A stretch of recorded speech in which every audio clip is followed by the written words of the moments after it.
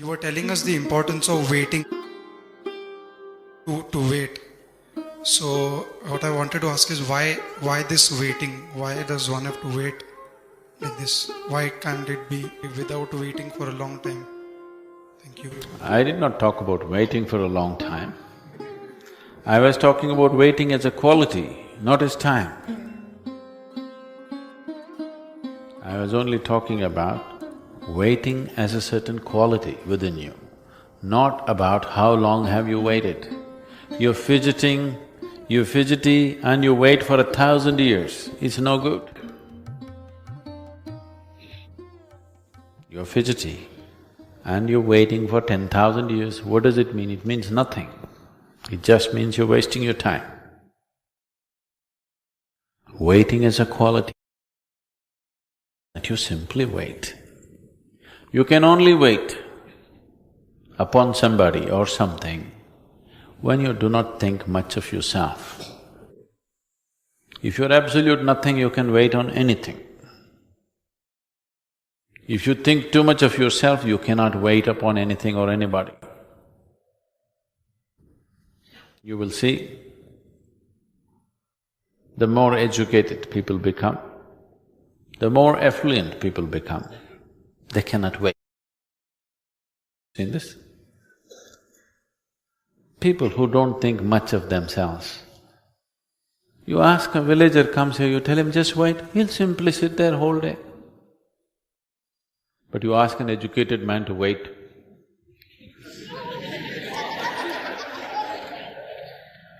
in a minute he will look at his watch 5 times because he cannot wait, because he thinks too much of himself. One who does not think much of himself can simply wait. And if you understand the proportion of who you are in this existence, you would know there was no other way than to wait. Right now, when I say the proportion, you are a speck compared to the cosmos, isn't it? You better wait. If you don't know how to wait, you will know nothing. Because your proportion in relation to the existence is too small, there's nothing you can do. Is there something you can do? If you hop around, what do you get? You get nothing. You can earn hypertension, but nothing else you'll get. So I am not asking you to wait. There is simply nothing else to do. It's not my idea that you should wait. If you could go and get it, I would say go get it. You can't go and get it, so you better wait. If you are very rich and capable, you will go to the store and get what you want. If you're poor, what do? You go and wait in front of the ration shop. They'll say they'll open at 10 o'clock. They always open only at 12:30. But you wait with the bag in your hand, because if you don't wait, there are 100 people standing behind you, you will end up in the last. You will have to wait the whole day. So you will wait. Why? Because you're incapable of doing something else. Right now, look at your position in the existence. Are you capable of anything else than to wait? Are you, I'm asking? With reference to the existence, are you capable of doing anything else except waiting? That's all you can do. At least do it joyfully. Just to wait. So waiting is not about time, waiting is a certain quality. It's a certain way of being, and that is only possible when you understand your proportion in the existence. If you have funny ideas in your head, you cannot wait. You have exaggerated sense of who you are, you cannot wait. If you think you're a king, you cannot wait. When you see the reality of who you are in this existence, only then you can wait. Waiting comes because you have perceived the reality the way it is. You're unable to wait because your mind is full of fancifulness. Perception will naturally lead to waiting.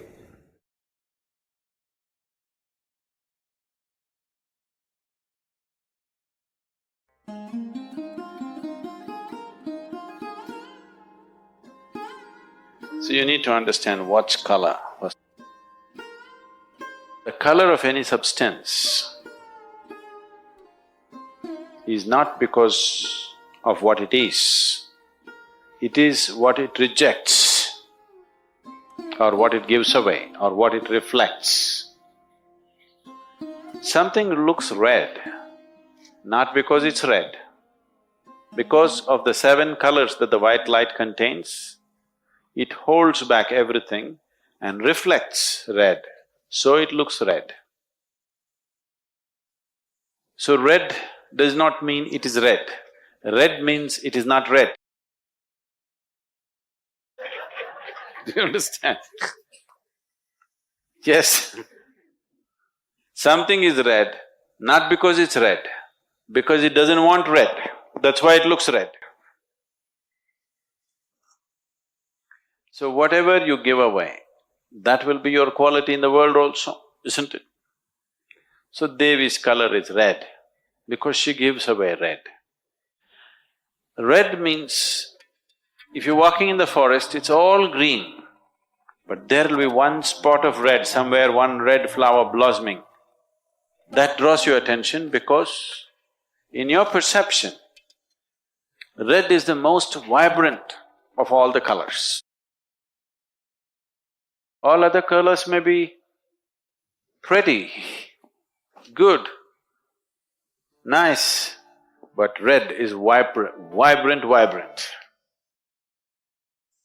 Sindoor, you must understand, the important thing is that it is turmeric. That is, it's properly made. If you take the sindoor from the Devi, it's made of turmeric. If you buy elsewhere, it's a chemical powder. If you want to chemically poison yourself, you must use that. Turmeric has phenomenal benefits. So there is a certain way of using the turmeric. Turmeric and lime together makes this, and it is very, very beneficial. And the color turns red, and it is also used as symbolism in the society. If a woman is wearing sindoor, she's married, that means she's not approachable. Essentially, it was a social way of discerning who is who in the society. And it has certain health and other benefits to apply. Turmeric, the color is for a try. You don't want to put yellow color on your head like Mussolini. So red is better, and it is also the color of the Devi always, not just here, always. So it is also a symbolism that one aspect of it is, it may not end up like that for everybody, but this is the aspiration in the society. This was the aspiration in the culture. Once a woman is married, she was referred to as a Devi. I was amused that in some of the airlines, Indian airlines, I think in Indian Air India only they're doing this, when they make announcements, they are saying Sajjano or Deviyon. Have you heard this? No? In Hindi, when they make the announcements, they're referring to the men as Sajjano, that means gentlemen. They're referring to the ladies as Devis. It was very common. In our families, my grandmother and others were always referred to as Devi by her husband, always. To recognize that there's an element of divine in her.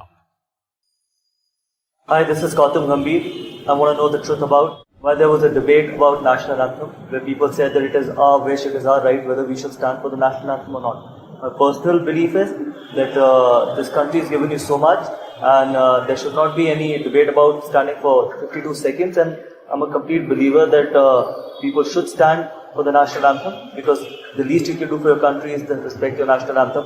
Whether it is played in the cinema halls, wherever it is played, whether it's played in the schools or wherever it is, irrespective, wherever the national anthem is, you should stand for 52 seconds. And again, I want to know the truth about that. Namaskaram, Gautam. Isn't it ridiculous that you should even ask a question like this in our country today, unfortunately? We must understand this. What is a nation? Nation is not some God-given thing. It is an idea that all of us have agreed to. A nation is instilled in the form of its constitution, and the symbolism of nation comes to us in the form of a flag, of the anthem. So the question is, if we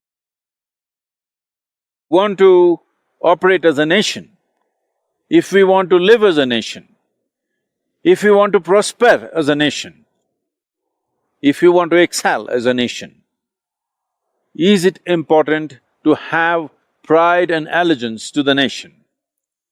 I am not someone who is talking about nationalism. No, I am for humanism, I am for universality of human existence, but right now the largest number of people or the largest segment of population that you can address is a nation. India as a nation is 1.3 billion people, it's a world by itself. If we do not build a strong sense of nationhood, we cannot prosper, we cannot contribute to the world's well-being, we cannot be of any significance. So, anthem is just one aspect of it. Should I stand up or not? Well, if you have no legs, you don't have to stand up. But even if you have no legs, you must show some sense of respect for the anthem and the flag, because these are the symbols of nationhood. It is through this a nation is integrated. If you cannot sing your anthem with pride, then where is the question of nationhood?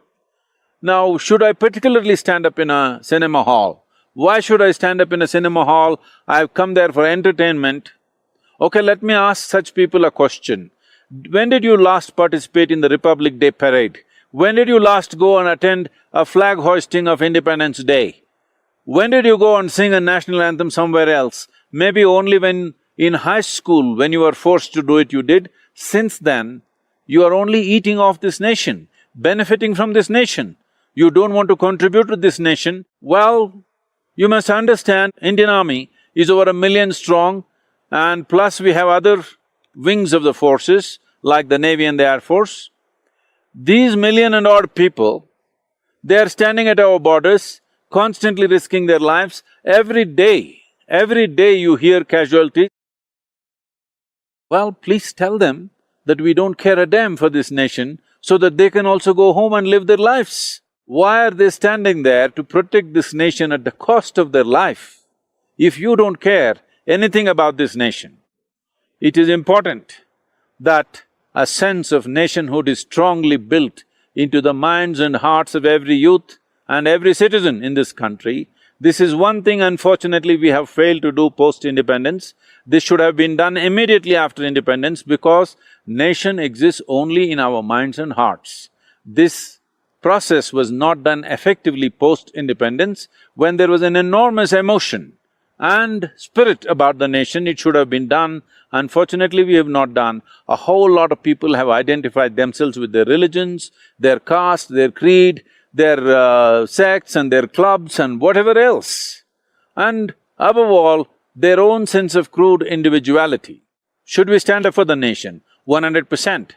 So is anthem a part of standing up for the nation? Yes, 52 seconds. Is there a debate about this?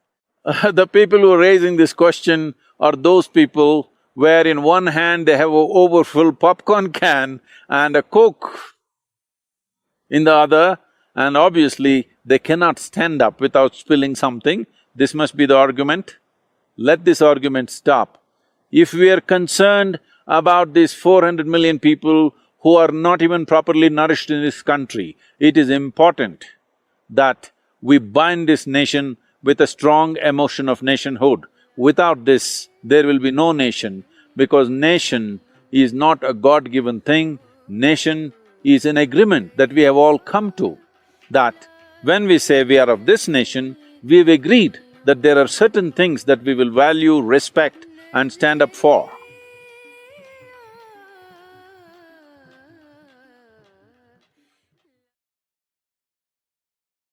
If you made it this far, it's because something spoke to you on some level. Let us know where you're watching from, subscribe to the channel, check out the links in the description for more reflections. Because honestly, very few people make it to the end. Thanks, big hug, and see you in the next video.